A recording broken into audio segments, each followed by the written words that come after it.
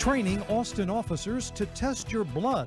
You're dealing with needles and needle sticks and, people and bloodborne pathogens. Tonight, dissension from the ranks, plus civil rights leaders fighting the chief's proposal.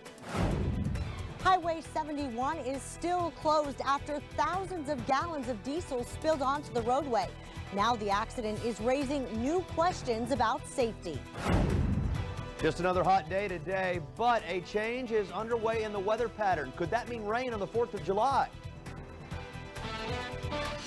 Now, KXAN Austin News at 10. Good evening, everyone. Police officers trained to take blood from DWI suspects to refuse a breathalyzer test. Austin's police chief wants to start training his officers now, but tonight a big backlash from the police union and local civil rights groups. KXAN Austin News reporter Shannon Wolfson live with our top story. Robert, the reality is law enforcement officers drawing blood in these instances is really nothing new. They're doing it right now in Arizona, Utah, and other counties right here in Texas, but so far it is not going over well here in Austin. First comes the field sobriety test. Feet together, hands down to your side. If you fail and refuse a breathalyzer, an officer can get a search warrant and a court order to take your blood. In Travis County, a jail nurse is tasked with that job. But the clock is ticking. Your evidence is dissipating with time, and the gathering of the evidence in a timely manner is critical. Police Chief Art Acevedo says training police officers to draw blood expedites the process. The same process that's in place now. Obviously, we're at a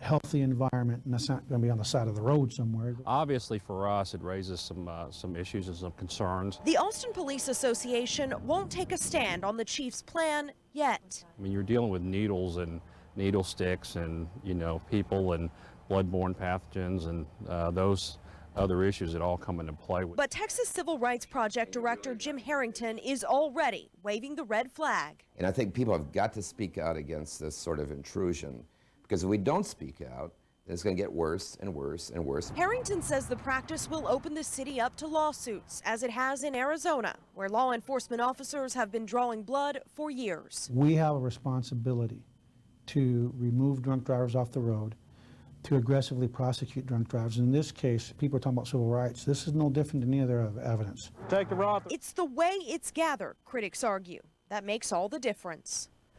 Now, Chief Acevedo argues that many police officers are already trained paramedics or EMTs, and the training for blood draws, which would be paid for with a federal grant, would be extensive. Reaction from the public has been overwhelmingly negative so far. We still want to know what you think. You'll find a feedback forum with this story on the front page of KXAN.com right now. We're live in the studio tonight. Shannon Wolfson, KXAN Austin News. Williamson County will take blood from anyone they pull over this weekend who has a drunk driving record. If you have a DWI in your past and refuse a breath test, law enforcement officers will seek an immediate search warrant for a blood sample. Beyond this weekend, Williamson County's district attorney is pushing the legislature to require all drunk driving suspects to submit to either a breath or blood test on demand. July starting off just like June ended. Let's go to Jim Spencer in the First Warning Weather Center. Hey, Jim. Hi there. Yeah, and we don't like the way June turned out at all. In fact, take a look. We've been keeping records in Austin since 1854, but this was the hottest June ever. Average high over 99 degrees, average low over 75. Now, there is a little change showing up in the forecast here. Check it out. National Weather Service even indicating that over the next 5 days, in much of our area, we could see a ½ inch to an inch of rainfall. That would include, of course, the 4th of July holiday weekend. We did see some rain in a few spots today, but on Viper radar tonight, I wish I could tell you this is rain.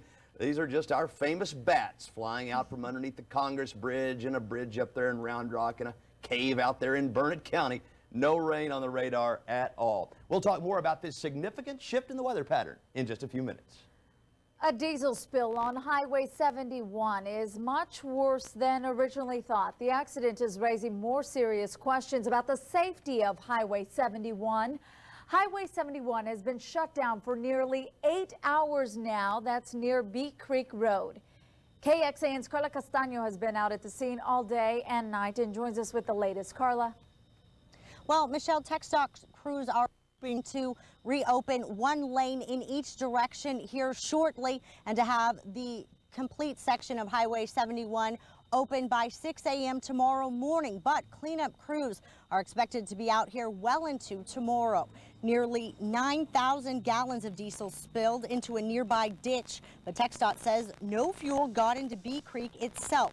The closure of 71 had many drivers lost and searching for alternative routes. Truck driver Fernando Lopez with Hill Country Trucking was heading west on Highway 71 when he lost control. He had just left the Exxon station. Lopez was taken by helicopter to the hospital and does not face any driving citations.